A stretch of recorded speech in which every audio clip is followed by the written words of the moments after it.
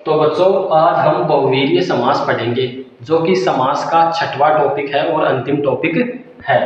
तो बहुवीर्य समास, जहाँ कोई पद प्रधान नहीं होता और समस्त पद के दोनों शब्द मिलकर कोई विशेष अर्थ प्रकट करे, उसे बहुवीर्य समास कहते हैं। मतलब इसमें कोई सा भी पद जो है वो प्रधान या मुख्य नहीं होता और समस्त पद मतलब पूरा पद मिलकर के कोई विशेष अर्थ प्रकट करता है, उसे बहुवीर्य समास कहते हैं। तो देखते हैं।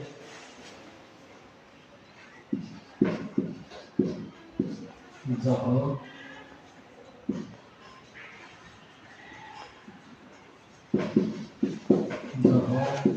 कोई पद प्रधान नहीं होता, जहाँ कोई पद प्रधान नहीं होता और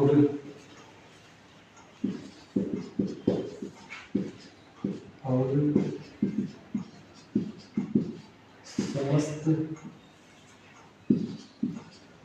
पद के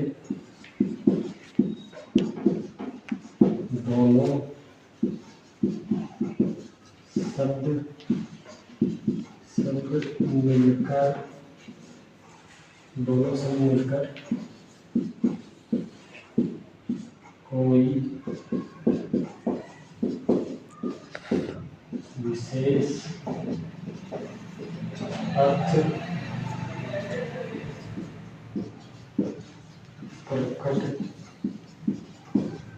मिलकर कोई विशेष अर्थ प्रकट करते हैं, उसे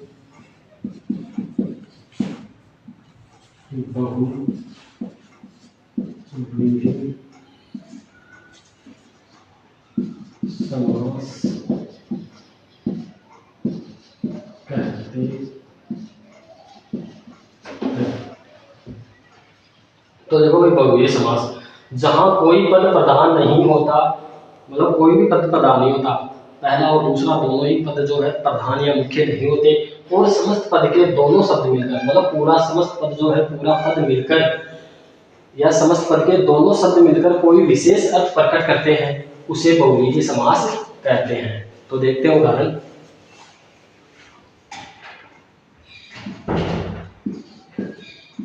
चतुरानन,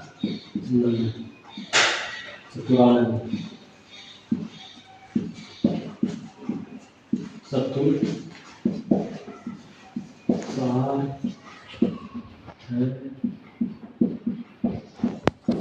जिसके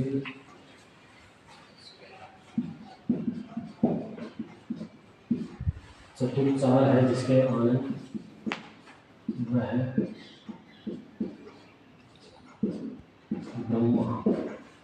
तो देखो भाई, चतुरानन चार है, चतुर यानी चार, तो चतुर है या चार है जिसके आनंद वह ब्रह्मा। तो देखो भाई, इसमें एक पद तो ये हो गया चतुर और एक हो गया आनंद, संधि विच्छेद करते हैं तो चतुर धन आनंद आता है। तो पहला जो पद है वो चतुर और दूसरा आनंद।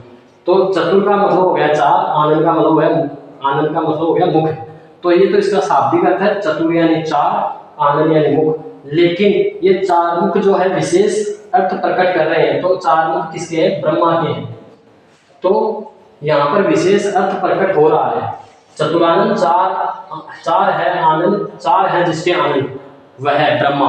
तो यहाँ पर चार आनंद ब्रह्मा के लिए प्रकट हो रहा था, ब्रह्मा की तरफ संकेत कर रहा है, विशेष अर्थ ब्रह्मा दे रहा है। तो इसका मतलब यहाँ पर ये चतुरानंद जो है बहुवीर्य समास का उदाहरण है। अगला देखते हैं।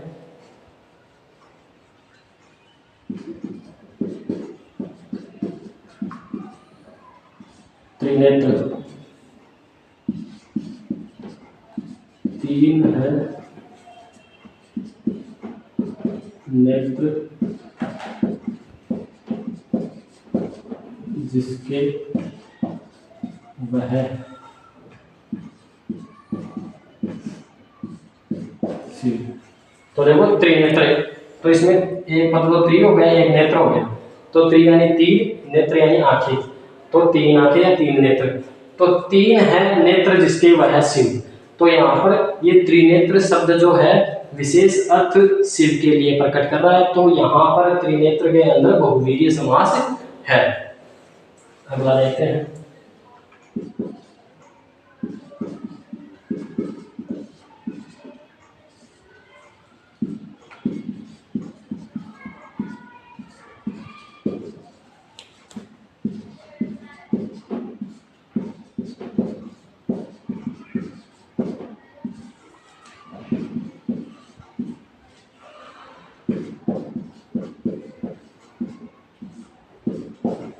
तो देखो लंबोदर, लंबा है उदर जिसका वह गणेश, अर्थात लंबा उदर।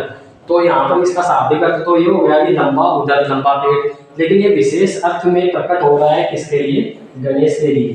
तो लंबा उदर किसका है? गणेश का है। तो यहाँ पर लंबोदर में जो है बहुवीरी समास है। अगला देखते हैं।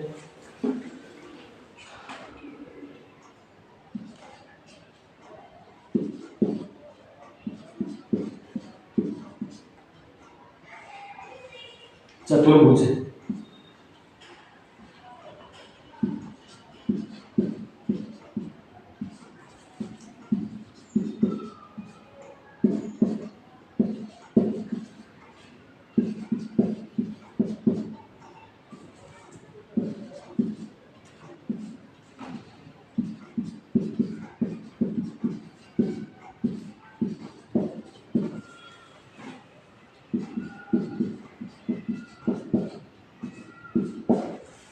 तो देखो चतुर्भुज, चतुर यानी चार, अर्थात चार है भुजाएं जिसकी वह विष्णु। तो चतुर्भुज एक पद तो ये हो गया चतुर, और दूसरा भुज। तो चतुर यानी चार, भुज यानी भुजाएं। तो चार है भुजाएं जिसकी वह विष्णु। तो ये चार भुजाएं विशेष अर्थ प्रकट कर रही है विष्णु के लिए। तो यहाँ पर चतुर्भुज जो है वो बहुवीरी समास का उदाहरण है। ठीक है, धन्यवाद।